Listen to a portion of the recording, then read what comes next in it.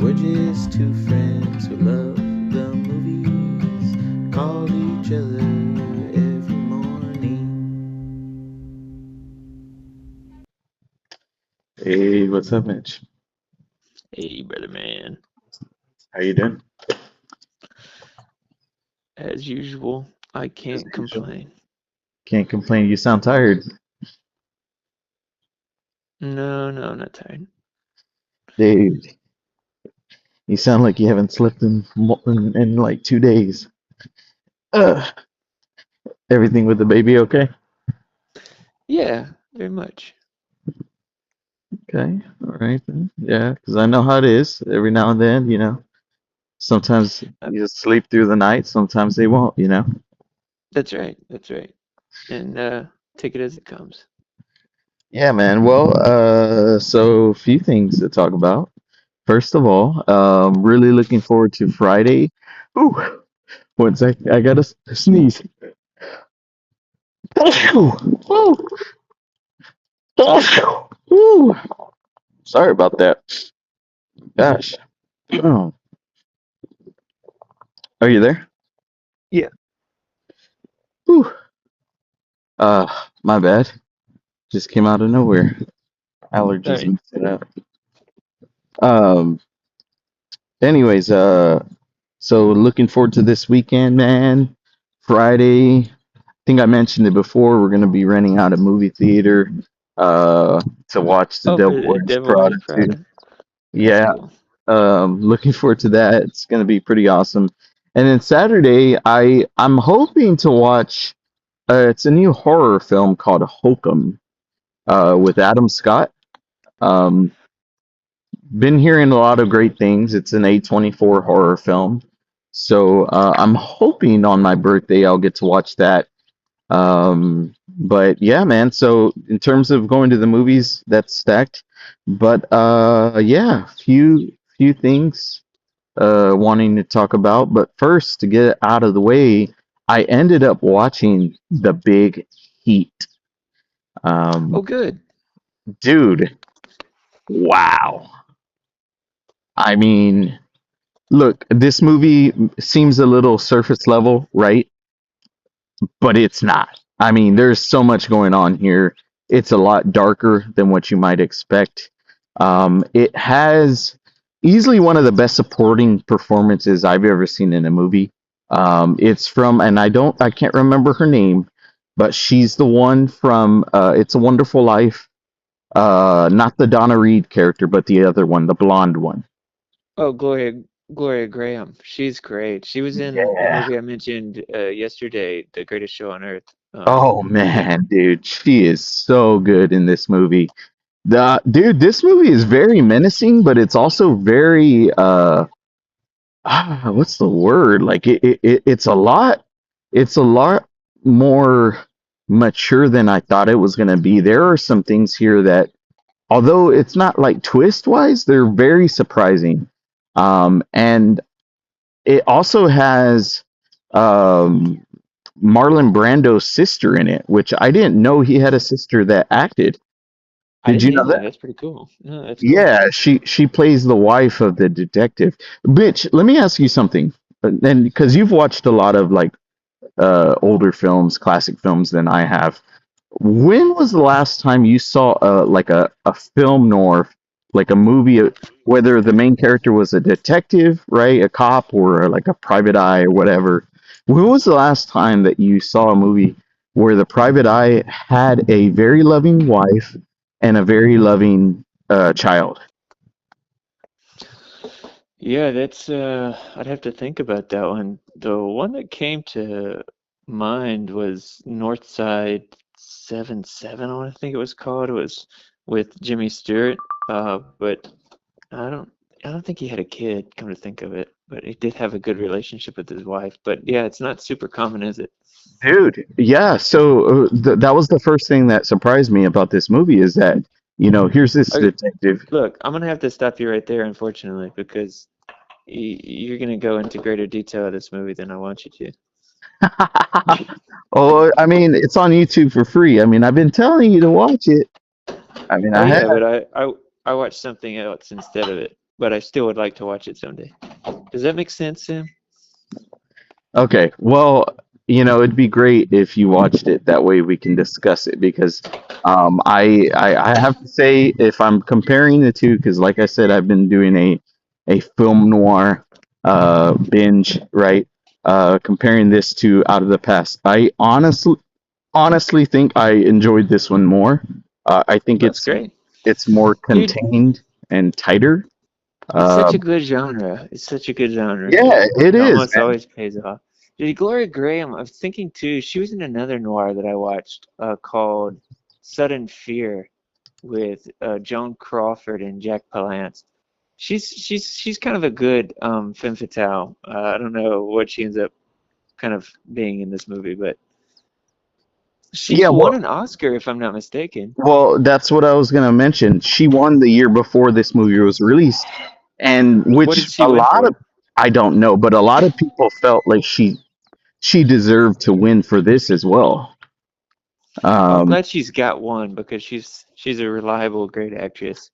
she Uh, she reminded me of whenever I was talking about Kirk Douglas. There was just something about his performance, and then something about her aura, just something about her energy that's mhm, just like you ahead of you its you time. yeah, you can't take your eyes off of her. There was something special about her. But this movie's great, man. I mean, it's one of my all-time favorites now. It's the true definition of a film noir like classic, and it has a lot of like film noir cliches, but they do it in a way that's very, like I said, surprising. So I love this movie, and I'm actually in the middle of watching another film noir, but I'm not going to mention what it is until after I finished. Well, I'm glad you're on this kick, man. And noir is the genre that keeps on giving, man. It's like with westerns, you get the feeling that you're not really going to run out of them, and there's usually like a few good blind spots on the horizon that you can kind of treasure in your heart. Yeah, And so, yeah, that's great. I wanted to go back to something you were saying. You mentioned Hokum, and I realized I didn't really know that movie, and the fact that I didn't really know it speaks to something that's going on in my life, has been going on in my life for over a month now, which is that I'm not watching movie trailers this year, and dude. it really it hurts, dude. I'm a true addict on those things. So I mean, Well, one, that means I definitely needed to get off the sauce, and two, I will see thumbnails or you guys will post them in the text, and I'll just be like, oh man, because I think I saw, for example, one that kind of hurt my feelings was, I think I saw the trailer. I assumed it was the trailer for the Art Bell movie that Paul Giamatti's going to be in that we mentioned months ago, and I was like, oh man. But it's going to be an interesting experience to not to watch movies in a year for which I'm not watching their trailers. I mean, is it something that you're going to do forever, or is it just like a I challenge? don't know. I've committed to a year. Yeah. So Well, I mean, everyone has their own vices, right? I don't, I think maybe an addiction to trailers is a strong word. I mean, I yeah. like watching trailers, but like, I don't For me, see it it was as, like my cigarette. In the morning I'd wake up and go to the main trailer channels on YouTube and watch okay. all of the new ones. So this And was okay. So this was a morning routine of yours. You were, okay. So that yeah, makes and sense. That often makes sense. often I would do it. I would revisit during the day. I would go back to the channels again later, Yeah. maybe even two or three times during the day to see if there are Yeah. new ones. So, Well, that's something that's a little different. I'm not to that extent, but every now and then I will like it'll pop up on my feed and I'll watch it. If it's there, I'll just watch it because I haven't seen it, right? well, I love Um, trailers, and I think it's an art, and I think it it is an art often form. it can take away from the film, but it can also enhance the film, in my Oh yeah, opinion. I mean, I still think on the subject of trailers, I still think that David Ayer's Suicide Squad is one of the greatest trailers of all time, and yet that movie is just it's one of the worst superhero movies of all time. So I Yeah, I well, think I don't think it's so bad, but well, and keep in mind I'm referring to the David Ayer one, not the James Gunn one. The I David know. Ayer one is just like I remember being so hyped because of that trailer, and then the movie was just terrible. But um, well, I'm glad you're realizing, that there's an addiction there, and I'm here to support you. And when I say I'm here to support you, I mean if I see a movie trailer, I'm gonna go ahead and send it in the group chat. So there's that. I gotta help you. I gotta help you fight your temptation, Mitch. Very funny, my dude. Very funny. Um, I watched last night a movie I wonder if you've seen. It's called My Dinner with Andre. yes. It was that the first time you're watching it? Yes, it was. Okay. Well, give me your thoughts on it. I loved it. I'm predisposed to movies that take place in one location. I'm predisposed to like movies that are dialogue driven, Yeah. and it was so this guy basically giving an account of what he had to do to wake himself up from kind of this slump he had gotten into. Yeah. Family man, successful in his field, but feeling blue. And Yeah. I don't. I feel like there's no escaping sorrow in this life, no matter how many good things you have. There's this verse in Ecclesiastes that always gets to me, which is like God has given some men uh, great riches, but not the ability to enjoy them. And um, and then there's the other side where the Wallace Shawn character is talking about, he's like, I can't imagine anybody being happier than me when I'm, sitting at home with my girlfriend Debbie reading a Charlton Heston biography, or when I wake up in the morning and my cup of coffee is sitting there waiting for me and it doesn't have a bug in it, or when I get under my electric blanket on a cold New York night. He's like, I can't imagine someone wanting more than this. Not everybody has to, go on a spiritual pilgrimage to Tibet to get to the bottom of themselves. And but then he also makes the point that while he feels like a decent, good guy, he really lives in his own little world, and he doesn't think about people who are suffering in the broader world. And it's just a fantastic movie. It's an hour and 50 minutes. It's beautiful. It takes place at a restaurant table. I loved it.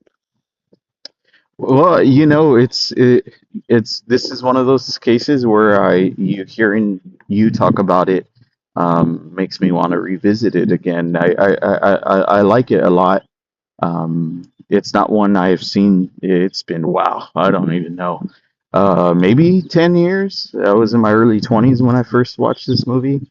But yeah, dude. Well, I'm glad you really liked it. I'm glad you finally got around to it.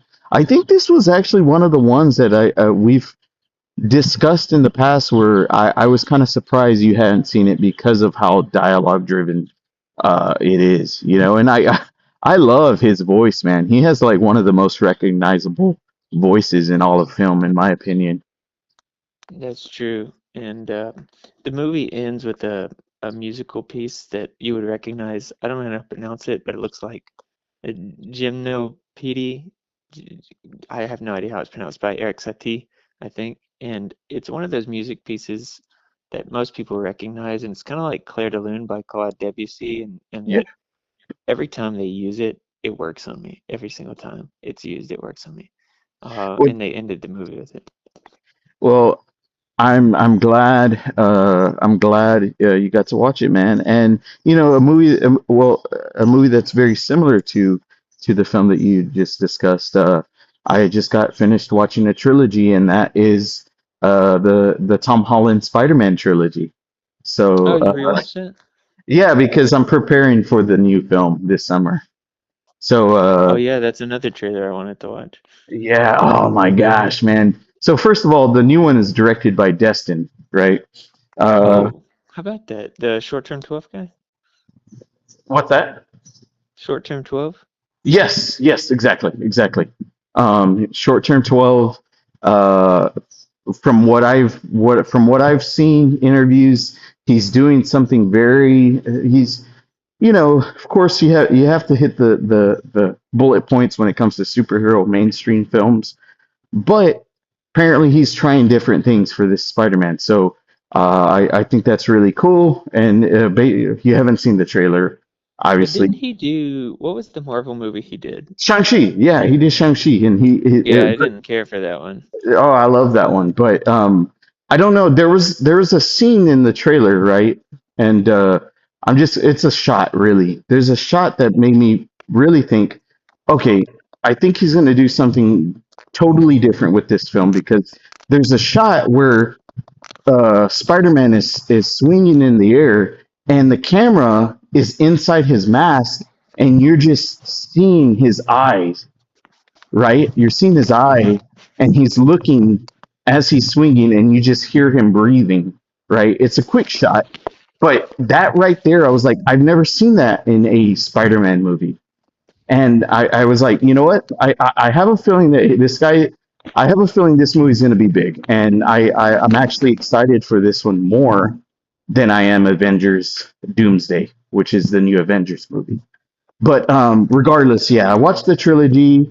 I still think my favorite out of the trilogy is Homecoming. And I thought, Personally. yeah, Michael Keaton, great villain, great villain. Far From Home, The not as Birdman. good. Yeah, Far From Home was not as good, but I think it's still solid. It was a fun film. And then, of course, No Way Home, which brought a lot of, just a lot of like buzz in the theater. I remember watching that. It's just That great. was fun. That Dude, was fun to watch in theater. I just got a text from one of my coworkers. I'm gonna have to go in because I got to do something. But dude, it You was gotta go nice watch Finding chatting. Nemo. Yeah, no, that's later. Funny fact, that's for the eco. I think I mentioned it, but we're gonna finish Finding Nemo today at Oh 2. my god. What? What, Mitch? What? No, no, I'm glad. I'm happy for you. Dude, what? Say it. I'm just happy you get to go to work and play. Makes me Dude, happy. I mean, I work too, but they have a lot of employee events for us, and so we're gonna finish Finding Nemo today. But all right, dude. Well, I gotta go, but I'll talk to you later. See ya.